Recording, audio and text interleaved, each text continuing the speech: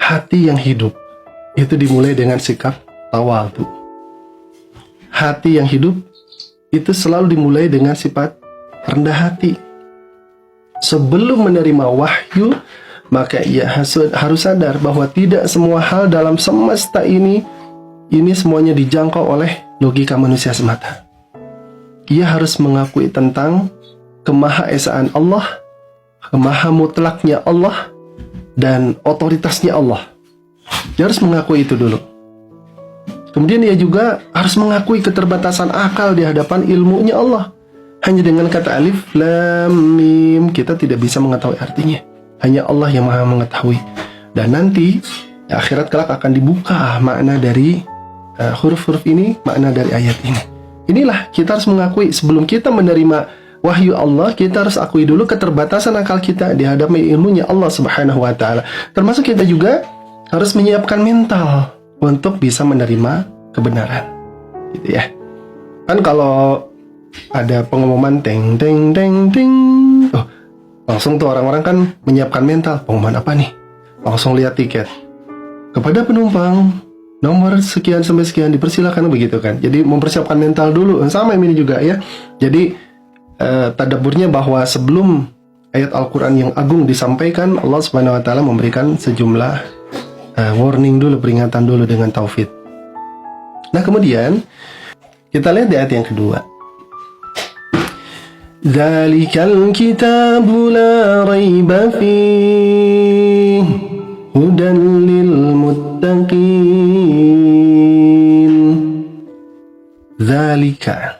Dzalika itu maksudnya ini menunjuk kepada Al-Quran. Al-Kitab maksudnya Al-Quran. La raiba. Ini maksudnya tidak ada keraguan. Fihi, padanya, pada Al-Quran. Hudan, petunjuk, lil muttaqina, bagi orang-orang yang bertakwa. Jadi kalau kita lihat terjemahnya, demikian itu kitab Al-Quran, tidak ada keraguan padanya, petunjuk bagi mereka yang bertakwa. Nah, sahabat semuanya, dalam tafsir Ibnu Katsir, ini dijelaskan bahwa Al-Quran itu adalah kitab yang kebenarannya mutlak, kebenarannya agung. Jadi kebenarannya tidak terbantahkan, tidak ada celah sedikit pun untuk ragu. Ini adalah kalau dalam tafsir Jalalain, tidak ada sedikit pun celah untuk ragu. Ya. Tapi ini hidayahnya tidak otomatis masuk ke setiap hati. Tidak serta-merta masuk ke semua orang gitu. Hidayah dari keagungan Al-Quran tidak otomatis ada di semua orang. Jadi gimana dong? Ia hanya bisa menjadi petunjuk bagi mereka yang memiliki sifat takwa.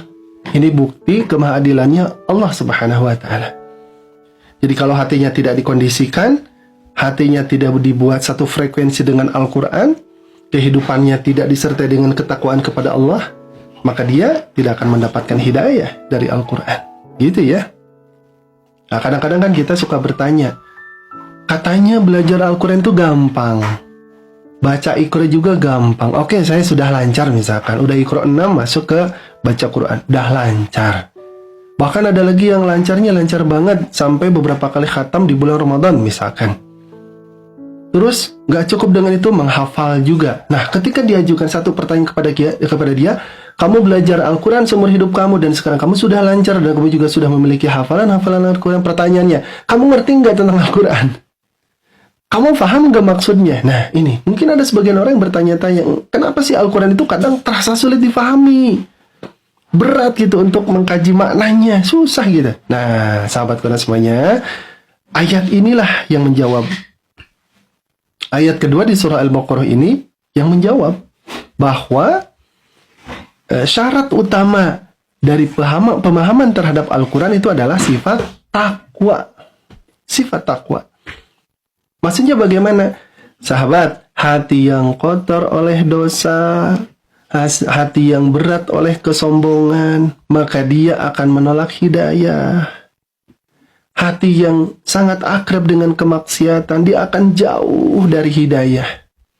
Sedangkan hati yang hidup, hati yang bersinar bercahaya dalam arti hati yang bertakwa terpaut kepada Allah, maka ia akan menjadikannya kompas kehidupan. Dia akan tahu kemana gerak arah kehidupan yang lurus, yang benar, yang sebenarnya. Ini sifat takwa. Inilah sifat takwa ini yang menyebabkan seseorang itu akan lebih mudah untuk memahami Al-Quran. Gitu ya. Jadi Al-Quran itu harus kita pahami ya sebagai satu-satunya standar kebenaran yang absolut. Kalau ada keraguan sedikit saja, ya gitu. Nah, dia masih mengambil rujukan dari kitab yang lain, dia masih tidak mempercayai keagungan Allah, dia masih kecewa dengan takdir Allah, dia masih menjadikan sesuatu yang lain yang sifatnya makhluk sebagai pendamping kekuatannya Allah, dia masih percaya pada jimat-jimat, dia masih percaya pada kekuatan-kekuatan paranormal, dukun, dia juga masih merasa ada pengabdi-pengabdi lain yang harus dia abdi. Masih ada sesembahan-sesembahan yang harus dia jaga. Percaya kepada benda-benda, kepada binatang sebagai sesembahannya. Nah, ini hati-hati. Kalau ada sedikit saja perilaku seperti itu, maka susah nanti memahami Al-Quran. Karena hatinya sudah mendoa kepada Allah. Nauzubillah min dzalik. Ya, begitu ya. Jadi, sahabat semuanya, kalau kita susah untuk memahami ayat-ayat Al-Quran, ayo kita cek kondisi hati kita. Ada nggak noda maksiat nih? Atau adakah kesombongan yang menghalangi hidayah itu datang ke hati kita? Gitu ya. Itu tadaburnya. Baik, selanjutnya kita lihat ayat yang ketiga. Ya, di ayat yang ketiga. A'udzubillahi minasyaitonirrajim. Alladzina yu'minuna bil ghaibi wa yuqimuna as-salata wa mimma razaqnahum yunfiqun. Nah, kita tarjem ya. Alladzina yaitu orang-orang yang yu'minuna beriman. Bil ghaibi kepada yang gaib. Jadi yang gaib itu yang tidak terlihat.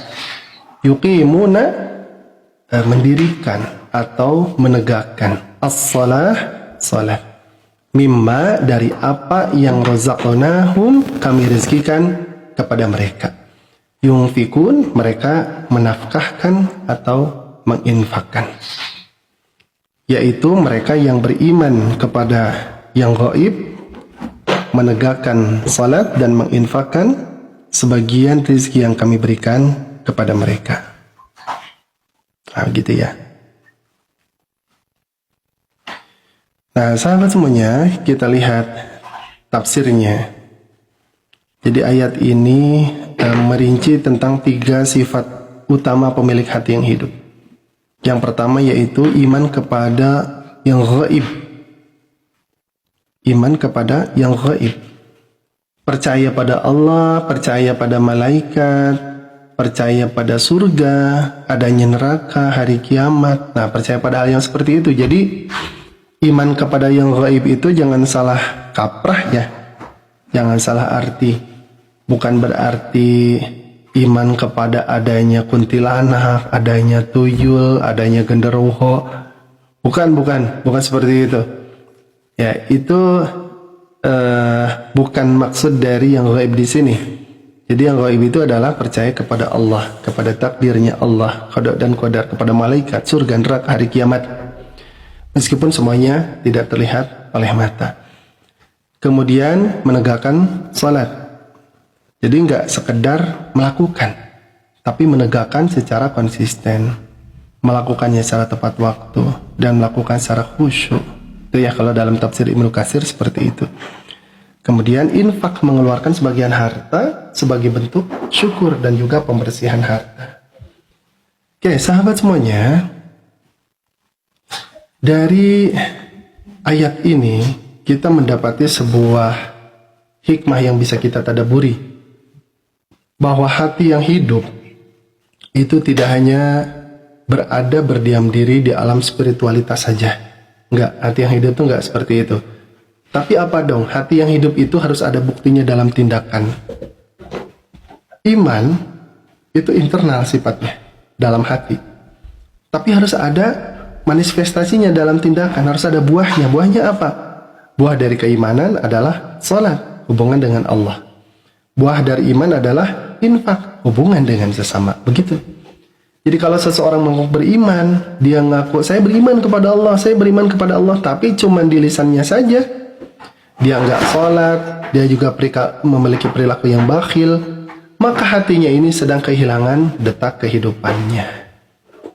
Nah, kita pelajari ya hikmahnya, bahwa sahabat semuanya, iman itu bukan sekedar klaim atau pengakuan, nggak cukup ya. Iman itu yang bersifat benar itu harus memiliki bukti. Buktinya apa? Pada perilaku. Ya, iman yang benar itu melahirkan kepatuhan, melahirkan ketaatan. Termasuk juga ada keseimbangan. Jadi Islam itu mengatur hubungan dengan Allah. Contohnya tadi melalui salat ya. Kalau dalam ayat ini dibahasnya salat. Jadi mengatur hubungan dengan Allah. Kemudian juga mengatur hubungan secara sosial. Dengan apa? Tadi dengan infak gitu. Nah sahabat semua, kalau kita sholat terasa berat, terus harta juga sangat sulit sekali untuk disedekahkan, hati-hati, ini adalah sinyal bahwa hati kita perlu diobati,